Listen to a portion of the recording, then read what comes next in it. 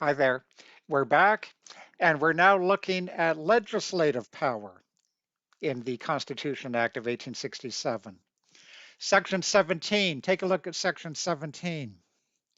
There shall be one Parliament for Canada, consisting of the Queen, an upper house styled the Senate, and the House of Commons. That's it. Now, by virtue of Section 17, we have a fusion. There's a fusion of powers in Canada, similar to that found in the United Kingdom. This is something John A. Macdonald really wanted. By virtue, and now we know that by the functioning of responsible government, by virtue of the Queen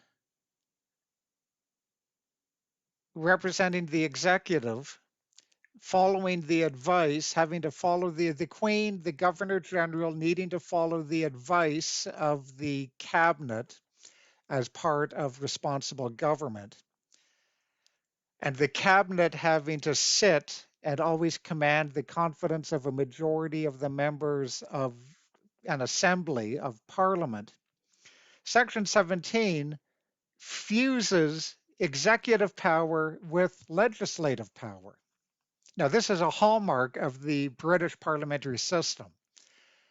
The executive sits within parliament, the cabinet sits within parliament, the government has a commands the majority of parliament. The government members, the cabinet are sitting in parliament, managing parliament, getting bills passed through parliament, and then the governor general, the queen, is duty bound to sign those laws into law and decide those acts into law.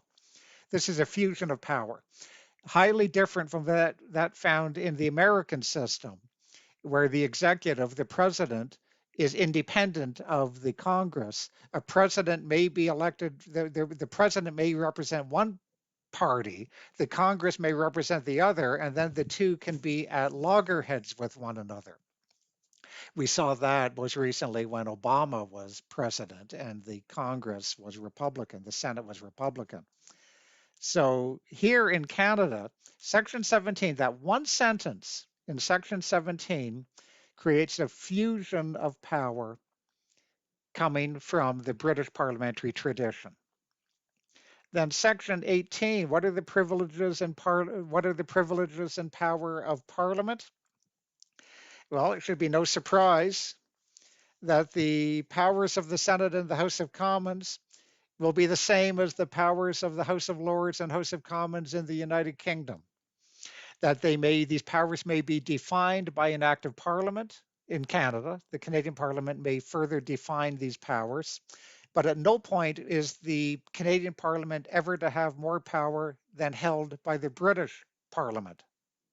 And again, Macdonald and the Fathers of Confederation are assuming that everybody knows what the powers are of the British Parliament.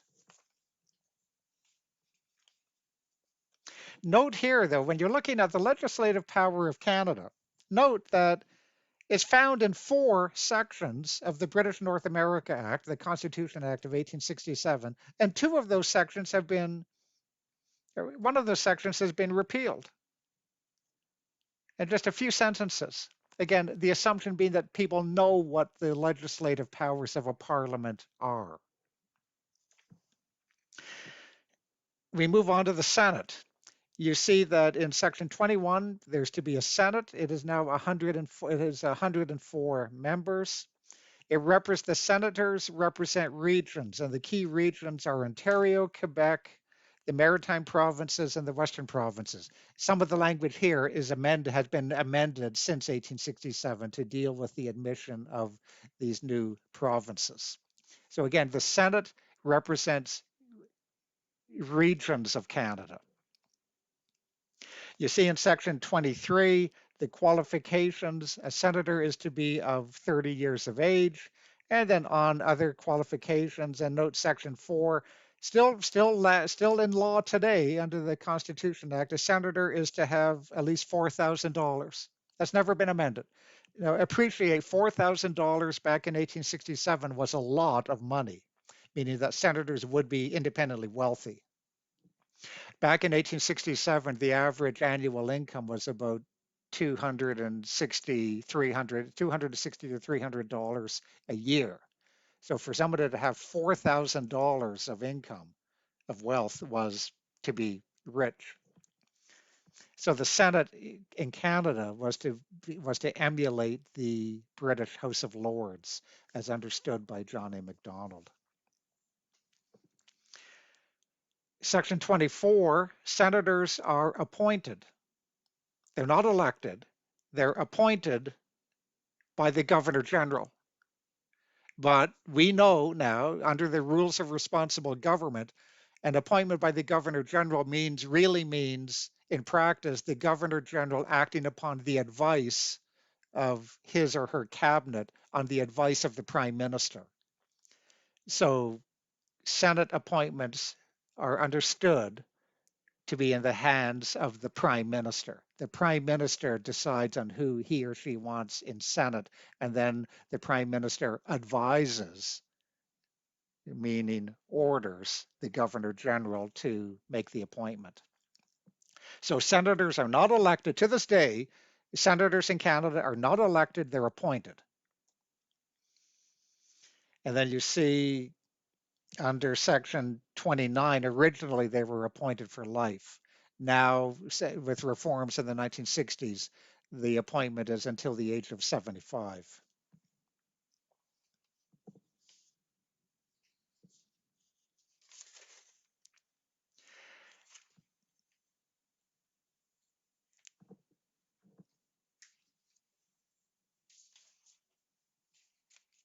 As for the powers of the Senate,